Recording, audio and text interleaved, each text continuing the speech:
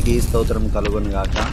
ఈరోజు వాగ్దానం శుభ కార్యక్రమంలో మనందరినీ కూడా ప్రేమపూర్వకంగా ఆహ్వానిస్తూ ఉంటున్నాము. నేటి లేఖన భాగము కీర్తనల గ్రంథము 40వ అధ్యాయము 13వ వచనము.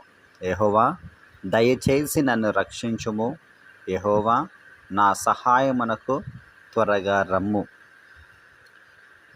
ప్రియ దైవజనమ, ఈరోజు ఇక వినబడుతున్నటువంటి ఇక లేఖన భాగంలో మనం చూసుకున్నట్లయితే సహాయము ఆయనకు రావడం లేదు. ఎంతగా ప్రార్థించినప్పటికీ కూడా, ఎంతగా ఎదురు చూసినప్పటికీ కూడా సహాయం అనేది అందకపోయేసరికి భక్తులు ఇదిగా మొరపెడతా ఉన్నారు. దయచేసి నన్ను రక్షించుము, నా సహాయమునకు త్వరగా రమ్ము. ఎంత క్లిష్టమైనటువంటి పరిస్థితుల్లో ఉంటే దయచేసి నన్ను రక్షించుము, త్వరగా రమ్ము అని ఈ పదాలు మాట్లాడతారో మన వ్యక్తిగత జీవితంలో మనకు తెలుసు. చాలా సందర్భాలలో మనం ఈ రెండు మాటలు కూడా మనం మాట్లాడుతూ ఉంటాం. మొదటిది దయచేసి, రెండోదమ్మ త్వరగా, ఎమర్జెన్సీ, సమయము లేదు. ఇది ఒకసారి మనం ఆలోచన చేస్తే భిన్నమైన పరిస్థితుల్లో చాలా సివియర్ పొజిషన్లో ఉండేవారు చేస్తారు, ఎమర్జెన్సీ ఉన్నవారు చేస్తారు, అర్జెంట్ రిక్వైర్మెంట్ ఉన్నప్పుడు చేస్తారు. కొన్ని పరిస్థితుల్లో కొన్ని అవకాశాలు మిస్ అయిపోతూ ఉంటాయి.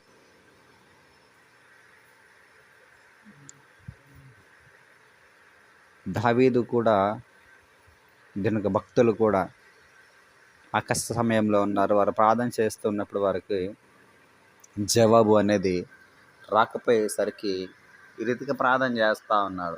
అయ్యా దయచేసి త్వరగా రమ్ము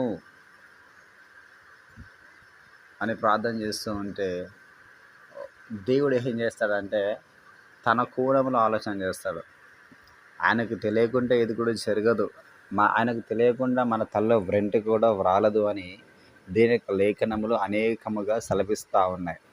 అయితే మానవులుగా మనం అనుకుంటాం ఇదే మనకి ఎండ్ పీరియడ్, ఇదే చివరి గడియ, ఇక ఈ క్షణం పోతే మరలా రాదు, దేవుడు ఈ సమయానికే నాకు సహాయము చేయాలి, ఈ టైంకే నాకు మిరాకిల్ జరగాలని మనం ఆలోచన చేస్తాం. కానీ ఏ క్షణంలో ఎవరికి ఏది సంభవిస్తుందో ఆయనకు మాత్రమే కంప్లీట్గా తెలుస్తుంది. కాబట్టి ఆయన కార్యము ఎప్పుడు చేస్తాడంటే చివరి గడియ వరకు చేస్తాడు అన్నట్టు. ఆయన చివరి క్షణంలో ఆయన అద్భుతం జరిగించే దేవుడు, మహాదేవుడు ఆయన.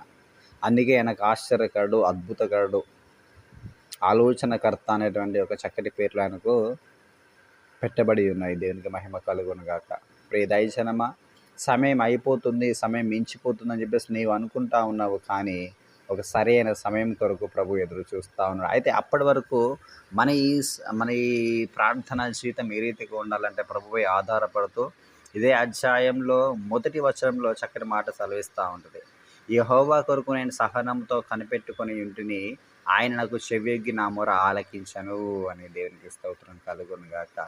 దేవుడు మన దగ్గర ఏం చేస్తాడంటే సహనమును కోరుకుంటూ ఉంటాడు. ఎంతవరకు ఈ ప్రజలు, ఈ బిడ్డలు వారు సహనముతో నా కొరకు కనిపెట్టి ప్రార్థన చేస్తారు, ఎంత సమయం వరకు నా కొరకు ఎదురు చూస్తారు అనేది, ఎంత విలువను నాకు ఇస్తూ ఉన్నారు, ఎంత నమ్మకం నా పైన ఉంది అని, ఎంతగా వారు విశ్వసిస్తున్నారు అని ప్రభు తెలుసుకుంటూ ఉంటాడు. దేవునికి స్తోత్రం కలుగును గాక. ప్రియ దైవజనమా, నువ్వు ఎంత ప్రార్థన చేసినా కూడా నీకు జవాబు రావడం లేదంటే గమనించుకో. ప్రభు నిన్ను పరీక్షిస్తూ ఉన్నాడు, పరిశీలన చేస్తూ ఉన్నాడు. నీ విశ్వాసం ఏ పాటిది, ఎక్కడి వరకు నీ నిరీక్షణ అనేది. దావీదైతే చక్కని మాట సెలవిస్తాను, నేను సహనముతో నేను ఆయనకు కనిపెట్టుకున్నప్పుడు ఆయన నా ప్రార్థనకు, నా మొరలకు చెవియొగ్గి ఉన్నాడు అని.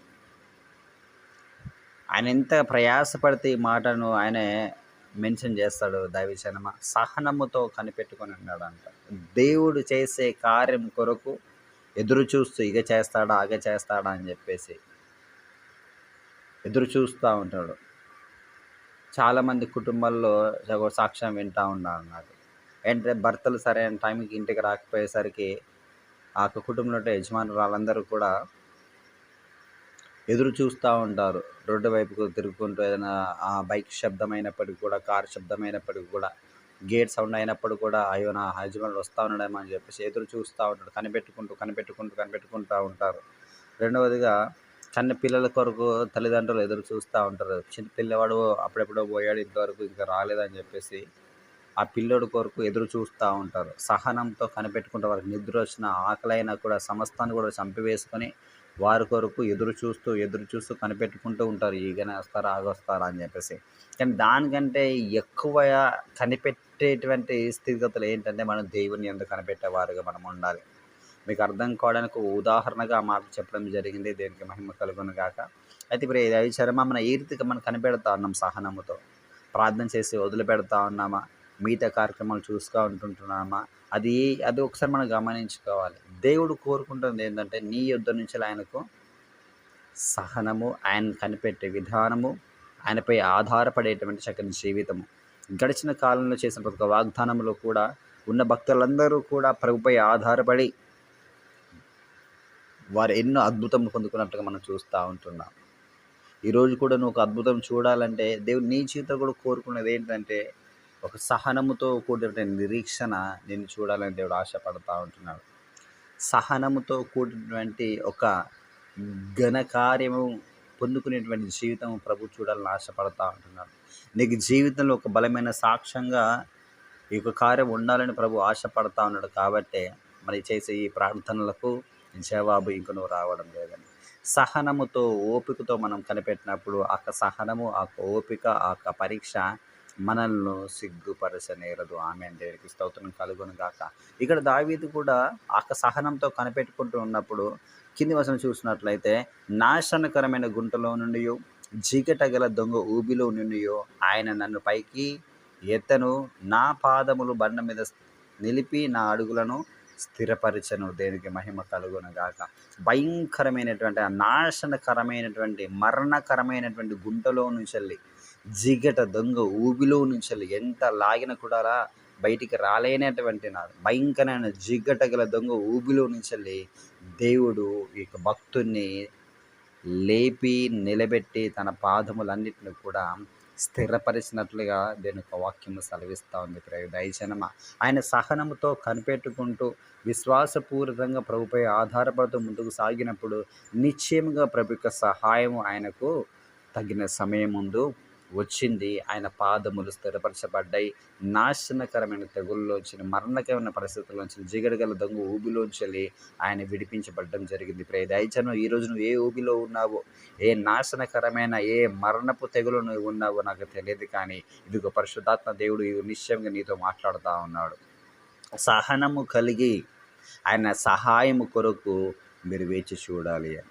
తగిన సమయమందు ఆయన మిమ్మల్ని హెచ్చించినట్లు ఆయన బలిష్టమైన శ్రేతల కింద మీరు దీన మనస్కులై ఓర్పుతో సహనముతో కనిపెట్టుకొనుచు ప్రార్థన పూర్వక మీరు ముందుకు సాగాలని, రాబోతున్న కాలంలో మీరు ఒక బలమైన సాక్షిగా నిలబడాలి అని, ప్రభుపై ఆధారపడితే ఏ రీతిగా జీవితం ఉంటుందో, ప్రభుపై ఆధారపడితే ఏ రీతిగా ఒక బలమైన కార్యం మనం పొందుకుంటామో, ఆయనపైన మనం సహనము కలిగి కనిపెట్టుకుంటూ ఉంటే ఏ రీతిగా మనం నూతన బలం పొందుకుంటామో, ఏ రీతిగా మన ఎడల దేవుడు గొప్ప కార్యం జరిగిస్తాడో మీ ద్వారా అనేకమైన ప్రజలకు తెలియజేయబడినట్లుగా ఆయన చూస్తూ ఉన్నాడు.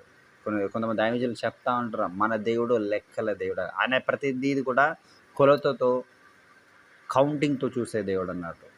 నీ యొక్క సమస్యకు కూడా దేవుడు ఒక కౌంటింగ్ పెట్టాడు, ఒక సమయం నిర్దేశించి పెట్టాడు. ఆ నిర్దేశించిన సమయం వరకు దైవజనమ కొంచెం ఓపిక కలిగి, కొంచెం సహనము కలిగి, కొంచెం మనము పరీక్షలు నిలిచిన వారమే ఓర్పుతో సహనముతో ప్రభులో కనిపెట్టుకుంటూ మనం ముందుకు సాగుతాం. నిశ్చయంగా దావీదు పాదములు స్థిరపరచబడినావు, నిశ్చయంగా ఆ భక్తుని యొక్క నాశనకరమైన జిగడగల ఊబుల చెట్లు విడిపించబడినాడు. మనము కూడా విడిపించబడి ఇట్టి మాటలు అనేక ప్రజలకు తెలియజేయుదుము గాక. ఆమె దేవుడికి పరిశుద్ధమైన పలుకులు మన హృదయంలో ఫలింపచేయను గాక. ప్రార్థన చేసుకుందాం. స్తోత్రం ప్రభువా, పరిశుద్ధుడానికి వందములయ్యా. ఈ ఉదయకాల సమయంలో ప్రభు నిశ్చయంగా మీరు మాతో మాట్లాడారయ్యా. అవునయ్యా, నిజంగా మేము ఎంత ప్రార్థన చేసినప్పటికీ కూడా మా ప్రార్థనలు ఏది కూడా నా తన జవాబు రావడం లేదయ్యా. కానీ ప్రభువా, నీ వాక్యం సెలవిస్తుంది, శ్రేష్టమైన ఒక ఆశీర్వాదం పొందుకోవడానికి, ఒక ఉన్నతమైన ఆశీర్వాదములు పొందుకోవడానికి నా తన సమయము ఆలస్యం అవుతుంది.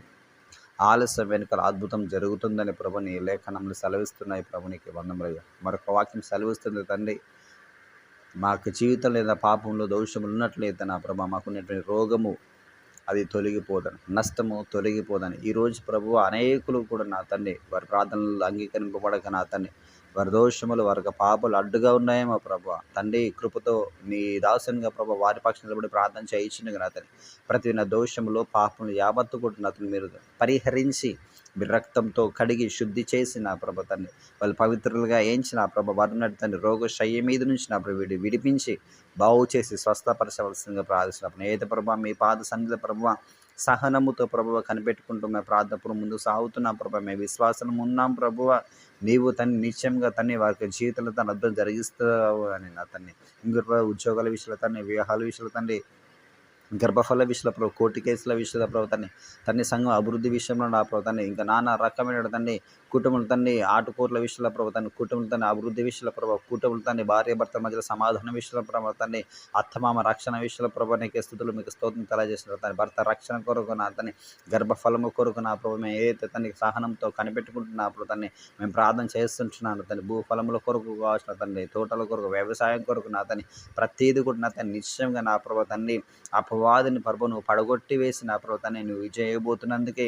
తండ్రి నేను కృతజ్ఞత స్థుతులు మీకు స్తోత్రం తెలియజేస్తున్నా ప్రభు తండ్రి ఇప్పుడు చేసే ప్రతి ప్రార్థన యావత్తు కూడా నా తన్ని నువ్వు ఆలకించుతుంది అపవాదిని ప్రభు నువ్వు పడగొట్టి వేయబోతున్నందుకు నీకు వందం తెలియజేస్తున్నా ప్రభా ఎన్నైతే ప్రభు అంశాల ప్రభు నీ ముందు పెట్టిన ప్రభా ప్రతి అంశంకు నా తన్ని నువ్వు విజయపోతున్న నడిపించబోతున్నందుకు వందనలు తండ్రి కృతజ్ఞత స్థుతులు స్తోత్రం తెలియజేస్తుంది తండ్రి ఆరోగ్య బాధపడుతున్న అందరూ జ్ఞాపకం చేసుకుని విడిపించండి బాగు చేయండి తని ఎమర్జెన్సీలో జ్ఞాపకం చేసుకుని తగిన సమయం ప్రభు నువ్వు బాగు చేసే దేవుడో కనుక నా ప్రభా నీ బలమైన కానుకలు మీద ఎదురు చూస్తుండగా నా తని నీ బిడ్డల ఏడల్లా ప్రభా నీ కృపను కనుక విస్తరింపజేసిన అతని నీ సహాయం త్వరగా తని వారి చేరుటకు నా తన్ని నీవే కృప చేత నీవే నింపి నా తండ్రి మీరే మహిమ పొందాల్సిందిగా ఆరంభిస్తున్నప్పుడు తన సమయంలో ప్రభా ఇష్ట ప్రజల పక్షాన తను ప్రార్థన చేసినప్పుడు తండ్రి సమయం మించిపోతున్నప్పుడు నా తని సమయంలో ప్రభు తని దహన బలిగా అర్పించగానే ప్రభా నీ సహాయం తని శీఘ్రంగా నా తని ఇస్రాయేల్ ప్రజలకు అంది నా ప్రభా శత్రువులను తన వారే తరిమి హతము చేసినట్లుగా నీ వాక్యం సెలవిస్తుందిగా నా ప్రజలు నీ దాసులు మేము కూడా ప్రార్థిస్తున్న ప్రభు నీ ప్రజల నిమిత్తమే తండ్రి త్వరగా అట్టి సహాయం తండ్రి మీరు అందించి మీరే మహిమ పొందగలను ఆరోపిస్తూ ఇటు పరిశోధన నా తన్ని ఎత్తి పట్టవలసిందిగా ప్రార్థన